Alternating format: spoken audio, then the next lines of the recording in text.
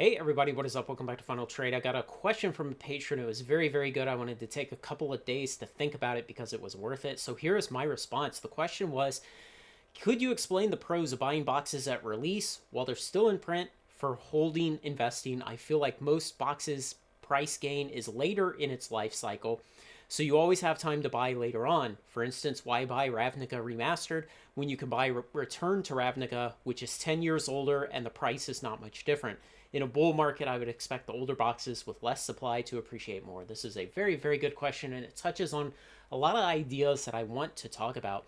So, one thing first, of course, is the TCG expansion life cycle, where we expect that a product comes out, it falls in price over its in-print life, then eventually goes out of print, the supply tightens up, and the price starts to rise. Now, he's saying, while it's still in print, why would you buy it, essentially? And most of the price gain is later on in life, which is absolutely true. Most of the price gain is later on in life because that's when it's out of print and the supply is tightening up compared to whatever the residual long-term demand is.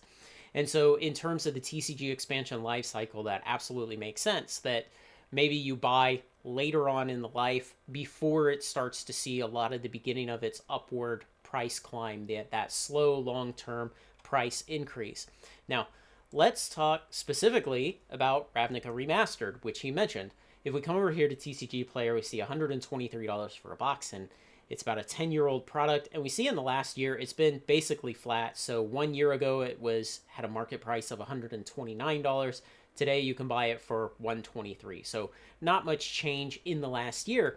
And why would you buy Ravnica Remastered today or pre-order it today, a draft box of that, when you can buy Return to Ravnica that's 10 years older and probably has a much lower supply in the market? And there are several reasons that I can think of. So first, I'm going to come over to this spreadsheet that I use for my annual videos of long-term standard Magic product compound annual growth rate. Now, the last time I updated this, of course, you can see in columns E and F, was November 9th of 2023. I went out and I took all the prices. But what I want to really demonstrate with this is there are all these sets from the last 20 years of Magic. There's somewhere around 80 or 90 of them.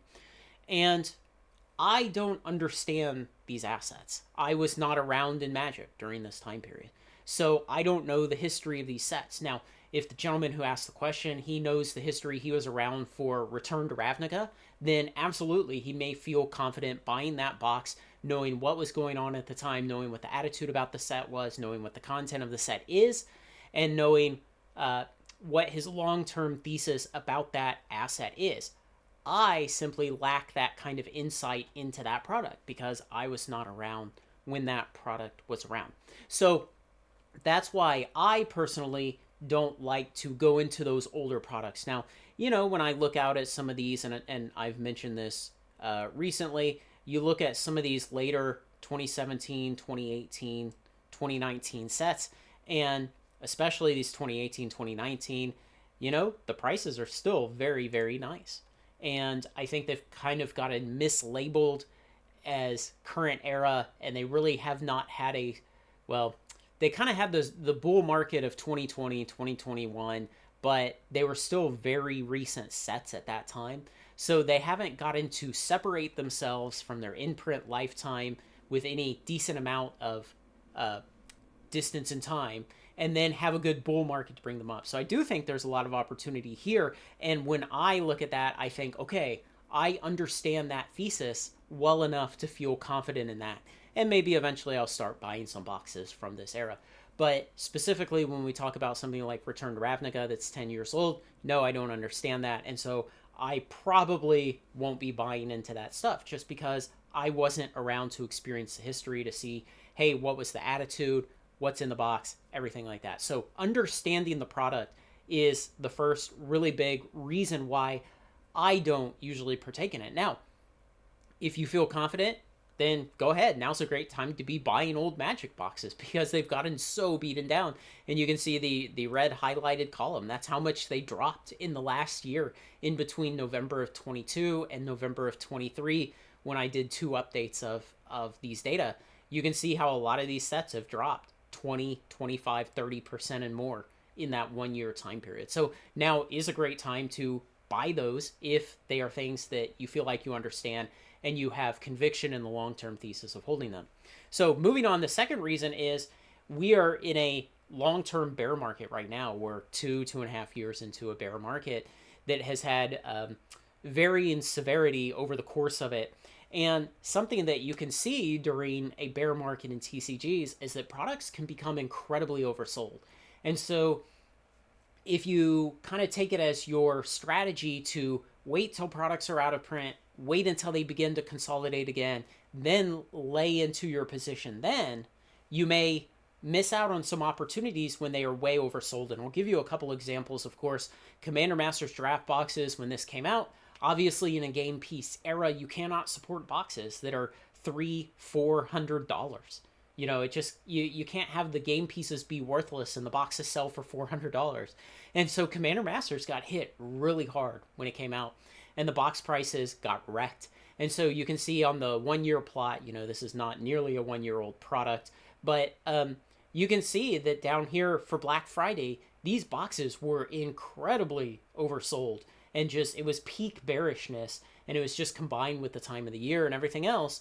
And then TCG Player offered a very generous Black Friday sale, and all of these boxes caught a really nice bid upwards. And so you can see that this bottomed around, we'll call it 185, and now it's, we'll call that 245.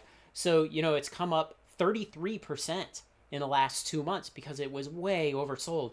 And if you are in a kind of a neutral sideways market, or you're in a bull market, you're not going to have the opportunities for those oversold products to be able to buy them at really, really illogically low prices. And so it's just it's part of the market that we're in right now. And if your strategy is wait till the product is 2 years old before you buy it, you'll miss out on those kind of opportunities. So that's kind of a minor thing that's dependent on what type of market you're in at the time. And of course, I'll throw here Dominaria Remastered Collector Boxes as another example of it. And you can see on Black Friday here, the market price $147. Of course, they're $50 higher. So again, it's gained 33% since then.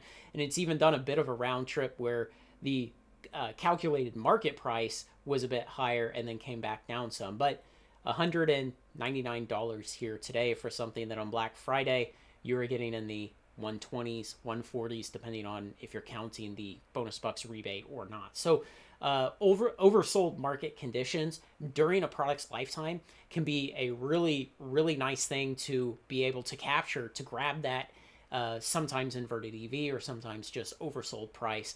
And you'll miss out on that if your strategy is to always wait a couple years, wait till it's out of print or something, and try to catch it at the tail end of the TCG expansion life cycle before the price consolidates and it starts that slow march upwards over time.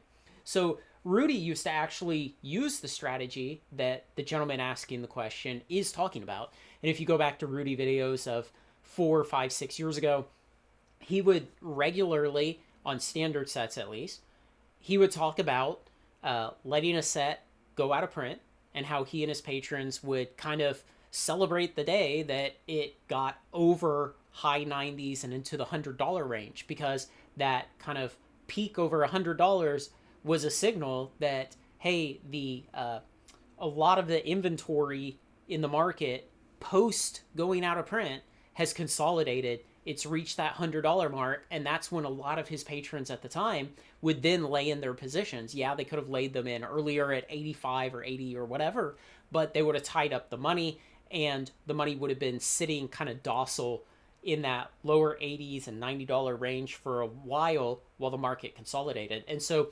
depending on how aggressively you want to manage your use of capital, that can actually be a better way for you to deploy it. But again, that's in a sideways and bullish market that we had 4, 5, 6, 7 years ago, not the kind of persistent bear market we've had over the last 2 or 3 years. So definitely that kind of strategy that the gentleman asking this question gets to is something that has historically been used in TCG investing. And that brings us to one other thing that I like to touch on, I like to remind people of from time to time, which is different types of markets must change our strategies. And eventually, when we move into a more sideways market and beyond that, into a bullish TCG market at some point, we will have to reevaluate our strategies. And things like pre orders become sometimes reasonable again in a bull market. Buying much closer to release becomes reasonable again because in a bull market, you don't expect every premium product to come out and crash in price because the game pieces don't support the cost of the box. So just keep that in mind that one day, as the markets change, as the tide comes back in, you will have to rethink your strategy. But it's always good to have those kind of emotionless strategies towards buying where you say, my strategy is X, Y, and Z. And you just follow it completely robotically and emotionless. And you are persistent with it as long as the long term market conditions are still amenable to your original strategy and your long term theses. You stay with that, and that's how you will not do dumb things, flying off the cuff and making bad decisions for no good reason. So it was a very good question. I wanted to take a couple days to think about it because it was definitely worth it, and it gave me an opportunity to really talk about some of these other things that we get into here about oversold markets, about long-term strategies, and about especially how you must shift your strategy and be willing to change how you do things when the market changes. For now, the market's not changing. I still think Ravnica Remastered is in trouble, but we'll see in the coming days. Thanks to everyone who makes this content possible, especially my very generous supporters on Patreon and the one especially who asked this question. Like, comment, share, and subscribe, and join me on Final Trade.